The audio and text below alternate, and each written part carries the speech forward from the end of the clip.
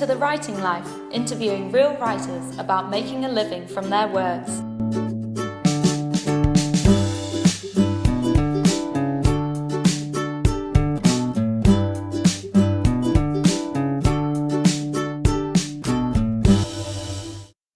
Welcome to The Writing Life. I'm here with Andrew McMillan, a poet and lecturer in creative writing at Liverpool John Moores University, and I have Inez here with me. Hi.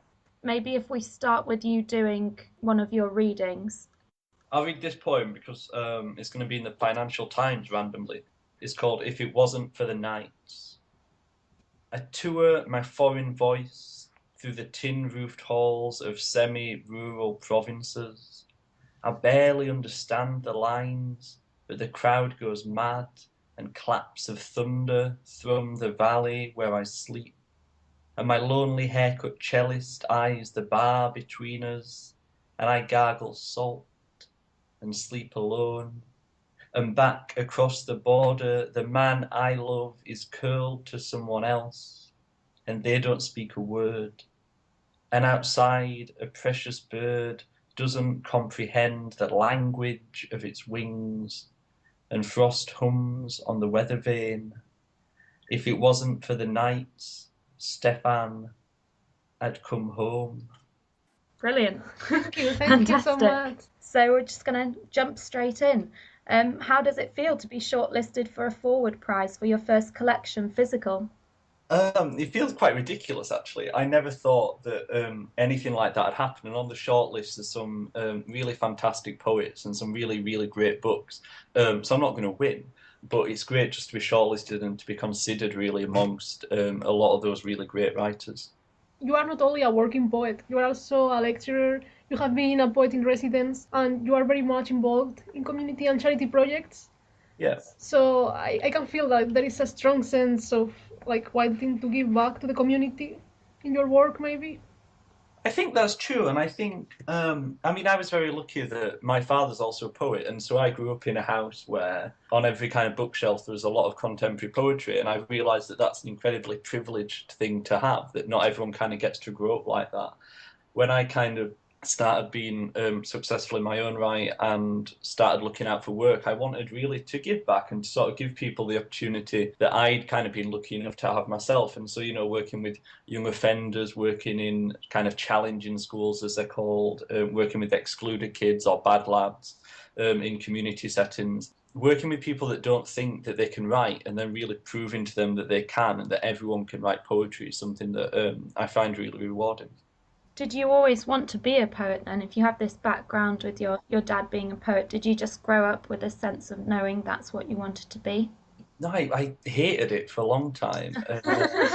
I think all kids write for fun, or certainly those that go on to sort of study English and writing do. They write when they're young, and then I think whatever your parents do, even if it's the coolest job in the world, becomes embarrassing to you for about sort of 5 or 6 years while you're going through puberty and adolescence. And so I wanted to be a politician. I thought I might be an actor, and I even did work experience at the House of Commons for one of the guys that then ended up in prison for expenses. Kind of all the way through it, always ended up coming back to wanting to communicate, I think, and wanting to write. And it was when I was about 16, I suddenly thought, no, I want to write, and I didn't really know what that meant still, but I thought I'll go and try it out. And talking about what it means to be a poet and the work you do in the community, I suppose people don't realise when they think of a poet or a writer these days that there are all these different facets to it, and that it can be used to really communicate with the community, not just through your writing, but through interacting and creating together. I think so, and I just think that on a practical level, it's one of the great ways that you can make a living as a poet, but I also find it really refreshing and really quite exciting and interesting. Now I'm lecturing, I don't get to do as much of it anymore, but there's all these stories that are kind of out in the real world, and I've never bought this idea that poetry should be somehow kind of in its ivory tower and poetry shouldn't kind of come down and speak to the people, because if you want to write something and that doesn't speak to the people that you maybe want to read it, then I don't understand what it's for. If it's just this kind of precious object that nobody can really understand or nobody can touch. To me, poetry is best when it's intelligent, but it's speaking directly to the people that you want it to speak to. You have also been a poet in residence. How was this? I mean, the residencies I've had are really quite odd. I was put in residence at Basingstoke for no apparent reason because I lived in Manchester. Uh, and then was poet in residence of the LGBT community of Bournemouth and Poole, again, for kind of no apparent reason. But residencies like that are great because they do what we've really, what you've just been asking about. They put you into a community and then they look around and say, right, who are the people that we need to engage? And so they're often kind of two-track. You spend half the time kind of chasing groups that maybe are quite disenfranchised, and oftentimes you're based in a library or a museum or a community centre, so it's about bringing in new audiences. And then the other half of the time is working with amateur writing groups, maybe reading groups that are already around. And the really beautiful thing about residences is you get to see a little bit of progression. Oftentimes, as a poet or writer, you might go into a school for a day and then you leave and you think, well, that was fun, but what's the kind of legacy of it? But doing a kind of sustained residency, really, you get to kind of hopefully make a difference to some people. And I guess that's the same with your lecturing when you have students coming in at undergraduate in the first year and watching them develop through to the third year. Is that why you moved into lecturing, or what prompted the move from residencies? It kind of happened organically in a way and almost accidentally. I kind of, through the kind of residency and community work, I did a bit of work for Sheffield Theatres on dialect poetry and then did a guest lecture at Sheffield University off the back of that, and then kind of got more and more lecturing experience really. But I mean, what I love now about lecturing is that working in the community is great, but you have to think about, right, I've got an idea of what I want to say and what's these people's access point into that. So you often have to kind of think about it in quite a simplified, distilled way. Whereas at a university level, you hope that you can kind of talk about quite big ideas. And I find that really challenging, and it's made my own work better. But it is great to see students progress. I've got my final third years are graduating on Monday, and when I think about what they were writing like when they came in and what they're writing like now, the kind of change is really dramatic, and it's not really anything to do with me. It's just that they get exposed for 3 years to exciting and different and challenging poetry and stories, and that just kind of shapes how they write. And your own academic background is fascinating as well. You've done a master's in modernism. What prompted that? It's just kind of always the literature that's really interested me. When I was at Lancaster for my BA, I did the great John Shadd's module that was about kind of interwar literature. So literature that takes place between the First World War and the Second World War. And so people like Virginia Woolf, who I absolutely adore. And there's just something about this kind of modernist aesthetic that I really like, of kind of gaps, of spaces, of a little bit of collage, and something specifically about that interwar generation that kind of can't look backwards and they can't move forwards, and they're kind of a lost generation, which in many ways is how I think young people feel today, because we can't go back to the kind of free credit and free money kind of situation there was 20 years ago, and we can't really imagine a future where we'll be able to afford to buy our own houses, and so we're kind of stuck in this limbo. And so I think there's just something quite relatable to that kind of that modernist era and then how we are now. Absolutely. Because I've noticed like your poetry has a very bold, unique visual style.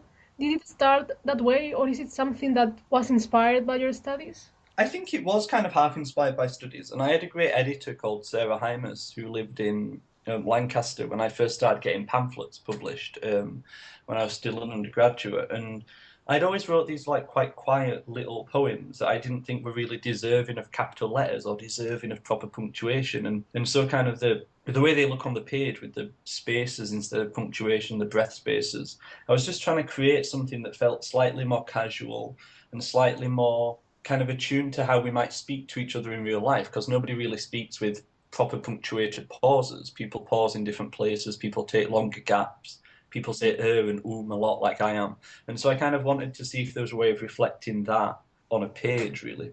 Yeah, it's very interesting that you take inspiration from literature, because I've met so many artists who don't want writers who don't want to read other books because they think by reading they're gonna be like contaminated by other people's ideas or something. And it's an astonishing thing to think that, because it's almost like saying, I want to be a tennis player, but I'm never going to hold a tennis racket. Yeah. I'm just going to walk out and, try and serve against Serena and see what happens. I mean, I get that kind of anxiety of influencing, but I think, and I say this to my students, I think it's fine at first to want to emulate people. Yeah. I think it's fine just to write pastiches or versions of the poets that you really admire. So a lot of my early stuff was just kind of versions of Philip Larkin or versions of Tom Gunn.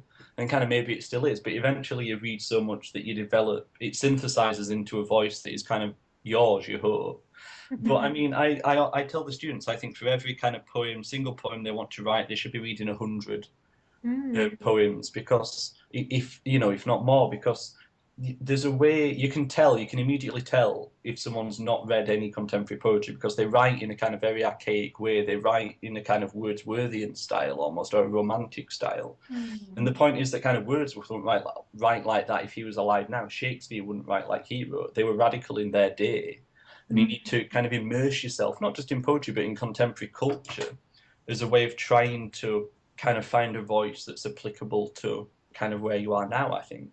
And would you say that that's really the key from moving from being a student of poetry to being a professional working poet, that this idea of a unique voice that challenges traditional poetry is something you really need these days? I think so. And I mean, I think it's interesting because there's so much poetry being written now that it's becoming increasingly hard to find a good publisher, because often lists are very small, to kind of get your work out there. And I think there's a lot of poets out there who are very, very good, but maybe they're trying to find a space on a poetry list that's already publishing something like that. And I think so having kind of a unique voice is something that helps, I think. I mean, you mentioned the forward prizes at the start. A lot of the kind of promotion around that list this year has been around the kind of diversity of the list, and oftentimes people that have got interesting stories to tell, quite rightly, kind of, they've got interesting things to write about. But I do think that kind of shift from being a student into kind of being a professional writer, it kind of really only happens with time and by trial and error, and just by sending stuff out relentlessly, and kind of don't wait till you graduate. I think, I was kind of already set. I sent my first stuff out to magazines at the end of my first year of undergraduate, did a pamphlet when I was in my second year, did another one just after I graduated, and that's then the calling card. You've got something to give people when you graduate. You've got a track record to show people, because with the best will in the world, no one's going to knock on your door from Faber and Faber or from Jonathan Cape and say, hey, here's £1 million. That novel we all know you've got under your bed. It's just kind of not going to happen. Part of it is self-promotion, but part of it is just putting the work out there so that people start to recognise your name. But even so, it's said so many times, you cannot make a living as a poet or writer by being so these days. You have to have another jobs to support yourself. Do you think that's true? Yeah, I mean, there's no money in poetry. I'm sorry if that devastates any of you readers, but there's just no money in poetry. So the options are either that you're very rich, kind of just from kind of family wealth, in which case you can afford to be an artist or a writer, or you kind of seek out other employment. And, T.S. Eliot worked in a bank, Philip Larkin was a librarian. There's a sense in which you don't have to want to have a job as a writer, but certainly as a poet, there has to be another source of income. And so you either kind of go into lecturing, or you do a lot of media work, or you might do a bit of teaching, or you might kind of do journalism, kind of pay the bills, or you might just go and get a normal kind of 9-to-5 job and work in the evenings. I've got friends that have done all those kind of different things, and different things suit different people. I personally like being in a world where I get to talk about writing all the time, because it keeps me engaged in it. And I don't know how much space I'd have, if I had to go 9-to-5, come home and then try and do it in the evenings. I don't think my kind of brain could handle that, because I'm not smart enough. But for some people, they like to be able to switch off from work and then come home and do some writing in the evening, because there is something quite odd about when your hobby becomes your job and it's your passion. You kind of work 24/7, which is quite an odd world to inhabit as well. Well, I think it is good to be prepared when you're a student about what's going to come after, if you want to make a life in writing. And I think lots of our listeners would be really interested to know how you got into the residencies, because I think a lot of people do hope that they'll be able to make their living doing something related to writing. So what was that process like for you? Absolutely. So when I knew that I was graduating, and my original plan was to come straight back to Lancaster and do an MA with John Shadd supervising me, in fact. But I started applying for stuff just out of interest, and in 2012, a commission came up for the Olympics, for the Cultural Olympiad, to write a few poems about cricket. So I just thought, right, I'll have a go at that. And so I just applied for that. And I think the first bit of advice on that is just to apply for everything that comes up. The Arts Council have got a great website called artsjobs.org.uk, where they sort of list all the funding opportunities, all the residencies that are available. And then I just kind of started sending off and applying for stuff. And because I'd done a little bit of stuff in university that I could then embellish kind of in interviews or on a CV, that helps get you to the front of the queue, I think, as well. And so I used to volunteer for Lancaster Lit Fest, and it wasn't anything more glamorous than holding the door open for kind of surly writers every now and then. But then that means that you've done something, that you've got a little bit of experience. Me and Martha Spratland set up Cake magazine when we were there as undergraduates, so I had that to talk about as well. And so I think anything that you can do, even if it's just organising a workshop for your peers outside of kind of a classroom, then you can say that you've done that you've facilitated a workshop. And then just kind of started applying for things. And I think at first, expect to do a little bit for free as well. The first thing that I ever got was I was apprentice poet in residence of Ilkley Literature Festival, which was lovely. And that apprenticeship kind of scheme still runs, but they let me run a workshop and they let me kind of hang out with Anthony Dunn, who was the actual poet in residence that year. And that was wonderful because, again, it gave me a little bit of experience that then I could apply for the next thing. And if you do one thing well, one thing will lead to another, because people often have very bad imaginations. And if they need a poet, they'll just remember the last poet that they ever met. Like, they won't kind of ask someone else. It's like, oh, he was all right, we'll get him back. And so I think it's just a case of putting yourself out there, being imaginative, being incredibly confident, and just kind of faking it till you're making it almost. I've sat in interviews where they've said, oh, have you worked with, we need you to do some workshops with people who are severely physically disabled. And I've sat there and gone, yes, I've done that before, of course I have. And then gone out and worried about how I might do that. And then it's been fine in the end, and you find ways around it. Do you want to work with young offenders? Yeah, that'll be great. Oh, it might be a bit scary, but you don't say that in the interview. Yeah. But artsjobs.org.uk is this great resource of kind of jobs and funding opportunities. And then aside from that, just start applying for everything, even if you think you're kind of woefully underqualified. Just an interview with someone can, they might remember your face then later on if something else comes up. Oh, that's great advice. So I guess it's all about making your own opportunities and finding the gaps. Just along the lines of marketing yourself, you're very active on social media as well, and you're not just advertising your own work, but supporting other writers and events that you've been to. Do you think it's important to be part of a writing community and to help develop each other's marketing opportunities in this difficult time for poets to get out there? I think it is, and I think if for no other reason than it's just a nice thing to do. Like, I generally don't have kind of any ulterior motives in doing it. It's a wonderful procrastinating tool as well, Twitter, which is why I'm mainly on Twitter all the time, and can reply to, your tweets instantly, because I just happen to be on it. But I think, first and foremost, I don't think we're writers, I think we're readers. And I think that anyone that just wants to write because they want to get published, I find that I'm suspicious of that. I think, well, no, surely we want to write because we want to try and be as good as the people that we love to read. And so first and foremost, I think I'm a reader. And so if I'm sharing, that I've been to a reading or that I've just read a fantastic book, it's kind of coming out of a genuine place. And then, and the poetry world is so small that you are just going to meet everyone all the time. So just be nice to everyone, at least to their faces. At least wait until you get home, because it's such a small world. People will remember the person that turned up and was moody at the reading. People will remember the person who was a bit arsey over an email, because it's too small a world. And I just think the more that you can kind of, get out to readings and just put your face about, and people will remember you, go to readings because it's fun and interesting, but also because then you will kind of be remembered if something ever comes up in the future. And being part of a community is vitally important. It's wonderful. A lot of my friends that I've known for a few years now, great things are happening with their books, great things are happening with their writing. It's kind of wonderful to be a part of that, because writing's an incredibly solitary, lonely life. And you're kind of plugging away, and then nobody really buys poetry either, which is the other thing nobody ever tells you. It sells very badly, even kind of the best-selling poetry. And so and you're kind of not going to be famous in the sense that you're going to be spotted walking down the street or anything like that.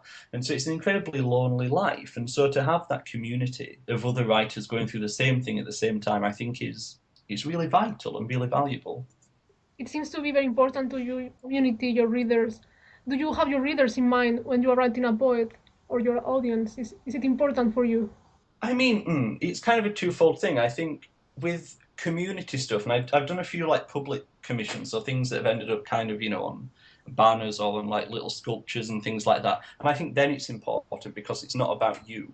If you write in a piece that's commissioned by someone else is paying you to do something, it's immediately about them. And it's just like you're being employed to clean a room or sweep a street. It's a job, and you have to do the job to the employer's thing. And oftentimes you're writing something for people who might not like poetry, and that's fine. So part of the forward shortlisting thing was a commission to write a poem for National Poetry Day that might kind of be for people that don't like poetry. And so immediately then all your own kind of ego has to go out the window, and you think, right, I have to engage people that don't like poetry. But then with my own stuff, I just kind of write it, and I want it to be understandable. I don't like this kind of high intellectualism in poetry, so I think it's kind of very suspect, and almost kind of like conspicuous consumption. People that oftentimes want people to think they're rich, but they aren't really, might wear kind of flashy labels with big kind of labels down the side of their clothes. And I often think it's the same in literature, that people that want other people to think they're smart will often kind of drop in references or kind of highly intellectualize their poetry when it isn't necessary. But kind of, I think the get out for poets and for writers is that if nobody likes my poetry, then that's all right. Kind of, they don't have to, like, they're not kind of forced to like it. And so I can write my own stuff just for me. And then it's a bonus if anybody else kind of likes it. And then it's always a thrill when someone says, oh, I like that poem, or I got something from that. That's always kind of an added bonus, because I'm writing it really, I guess, for myself in the first instance. What inspires you when writing a poem? Like, how does the process start? It's just like an image or an idea, an experience? It's different every time, and I was thinking about this last night. I've been to a reading in Manchester and I was walking home, and I'm envious of those people that can sit down, some poets that I know get an idea, they think, right, I want to write a poem about jam that will also be about my marriage and the meaning of life. And you think, right, okay, and they sit down and they write it and it's perfect and it comes out as a sonnet or something like that. And I can't do that. My notebook's kind of full of odd phrases or lines that'll just come to me, and I'll write it down, and I'm not even sure how that becomes a poem. And, you know, I'm never quite sure where the next poem is going to come from, which is always quite a scary thing. I think it's kind of a twofold thing again. I think it's, and I try and tell the students this in a non-pretentious way, but it's really hard. I think you have to put yourself out in the world in a way that will allow kind of things to happen to you that could then become poems. So you just have to live a very kind of open life and see everything as possibilities of kind of an image. In the same way that I always think choreographers or dancers, if they saw a fight outside a bar, they might see it as dance movements. I think that poets have to kind of walk around and see everything as potential for a poem, but then at the same time, you can't try and turn everything that happens to you into a poem, because that'd just be relentless and you'd be very hard to live with or be a friend of. And so I think you kind of have to just be open to things happening to you and then just allow it to process. And a lot of the poems that are in the new book kind of are things that happened years ago, you know, often 10, 20 years ago, but eventually they kind of might come to you as a poem kind of, you know, decades later. And so you just have to be open, I think, and trust it when it's there. Poetry often kind of, writing goes away for a long time sometimes, and then it comes back and then it goes again. So when you get that kind of urge to write, I think you just have to trust it implicitly. So apart from this idea of getting out there and experiencing, what would you say would be the most important piece of advice you could give to aspiring poets who are listening? What do they most need to do to be successful? They need to read constantly and everything. They need to be that annoying person in class that's always read one more book. Yeah. And always say, well, yes, but I've read all his early work as well, kind of thing. And things like that in seminars. You just need to read so widely and allow yourself the permission to read things that you don't like. And I always say this to my students at John Moores, to read books and not like them. I don't like some of the stuff that I read in contemporary poetry, but then I want to sit and think about, well, why? What do I want to do that's different to that? And so don't just stick to the stuff that you like, because that's really dull. Just try and read as widely, as variedly as you can. Look in the back of the acknowledgements of the book and look up every magazine that they mention or every poet that they thank, and then go and look up them as well. And that'll lead you on this kind of breadcrumb trail. You'll think, oh, they mentioned that magazine, I'll go and read that magazine, and then that'll lead you on to something else, another poet. And so just read as widely and as variedly as you can. Try and imitate the poets that you like. Try and see what it is they're doing, and then eventually all that comes together in this kind of crucible and makes a kind of fresh voice that'll be hopefully kind of uniquely yours. Do you think competitions are a good way of getting your work out there?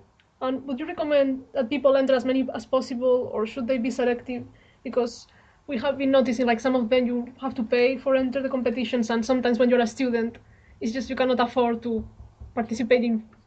No, absolutely. I mean, I think it's interesting, because I was thinking about this one as well. I think with paid competitions, be very careful. I would always kind of look at what the entry fee is and then look at what the prize money is and try and kind of weigh it whether you think it's worth it. So I know, for instance, that the National Poetry Competition, you have to pay to enter that, but then you can win £5,000. And certainly big competitions like that can make people's names. Zafar Creneel, who's just had a pamphlet out from Faber, came third in the national poetry competition. And that was the first time any of us had really ever heard him or really read his work. And the guy that won it that year again was kind of an unknown poet. And so in those kind of terms, it can launch a poet's career or really solidify a poet's career. But I mean, what I would say is I think you've got much more just kind of statistical chance of being published in a magazine than you have of winning a competition. And to submit to a magazine, it's really only the cost of, you know, a stamped addressed envelope and then a stamp on the submission envelope, or some even do it by email now. And if you think maybe only one person can win a competition, but a kind of biggish magazine might be able to publish 50 or 60 poems an issue, you've got just a much better chance of being published in a magazine. And people do read poetry magazines. People that matter and kind of make decisions in the poetry world read those magazines. And so, you know, have a go at the competitions, because you never know. But I just think there's more chance of being published in a magazine. Great tip. So what's your next big project? Okay. Throw that in there. Should I have one? No, I should have one. I've started working on some new poems for hopefully a second collection, and I'm kind of tossing ideas around at the minute, hoping to write maybe kind of a prose book, and working on Tom Gunn as well, who's kind of my first love as a poet, a really great poet. There was kind of around the same time as Ted Hughes that I'd recommend readers look up as well, and so kind of hopefully writing something about him. But it's an odd process when you've just finished a book, because you kind of, a first collection is your lifetime's work really into one book, and then suddenly you start from zero and start slowly amassing poems again. So the next big project will be trying to remember how I did it the first time. Finally, where can we find your work? Where's the best place to get the collection? Can we go out and buy it? You can, hopefully, for the price of just 2 beers in Toast, if that's still a club in Lancaster, but it's probably not, because I was there long ago. But yeah, no, so it should be in Waterstones, or it's on certainly Waterstones' website, or from Random House website as well, or on Amazon, the dreaded Amazon, if you must. There might be some cheaper copies on there. Brilliant. Well, thank you. It's been absolutely fascinating talking to you, and I've learnt a lot, some great tips in there. Thank you very much. Would it be possible for you to read your second poem now? Yeah, that's fine. Great. So a lot of the poems in the book are to people, so exes or people that I knew, and so I thought I'd write a poem for people that I never quite got to know. So this one's called A Gift. A gift for the ones I never touched, for the ones who wanted to watch films, who wanted to talk, who wanted silence and said I talk too much, for the one I saw weeks after, laughing, for the one who served me coffee and didn't recognize my hands, for the optimistic ones who write their names on toilet walls, the ones I never called, for the ones I called who didn't answer, who left our love suspended from the ceiling hooks of that meat market city, for the ones who left and settled down, the ones who wanted knowledge, were curious, who gained something from each encounter, used each other, who took what they needed, for everyone they hurt, who felt burned out, the ones who didn't realize everyone was burning, the ones who never slept, who died nightly, the ones who said they'd kill for it, for all of them a gift. We were young, we only had our bodies. Thank you.